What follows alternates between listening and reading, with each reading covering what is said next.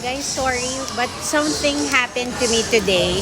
Hindi ko to palalampasin and I need to document it. I'm here at SM Clark. I'm so tired.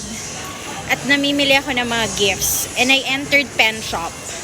So habang dala-dala ko yung lahat ng pinamili ko, nawarak yung paper bag ng National Bookstore sa gitna ng store ng PENSHOPPE. I'll show you.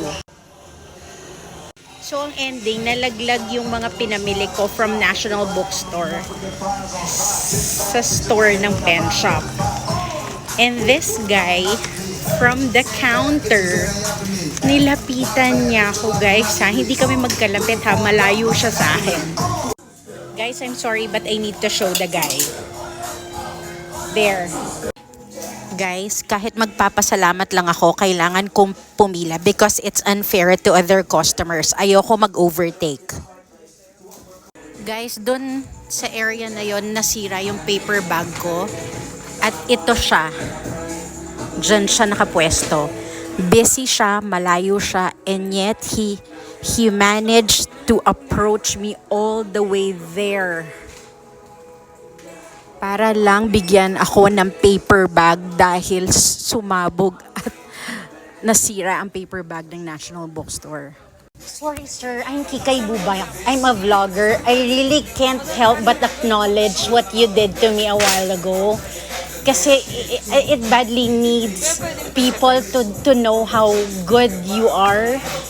Kasi since I'm a Lenny supporter, PENSHOPPE has been giving so much kindness to Filipino people. So I badly need to acknowledge you. Can I get your name, please? John Gabriel po. John Gabriel Joseph. Okay, his name is John Gabriel, guys, and he's from PENSHOPPE.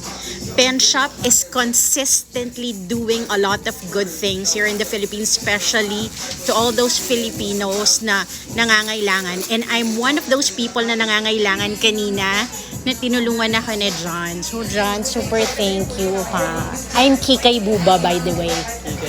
Yes. Bye, John. Bye. Thank you. Super bait. I really love PENSHOPPE. As in, PENSHOPPE, napaka-consistent nyo sa lahat ng ginagawa nyong kabutihan. Good job, PENSHOPPE.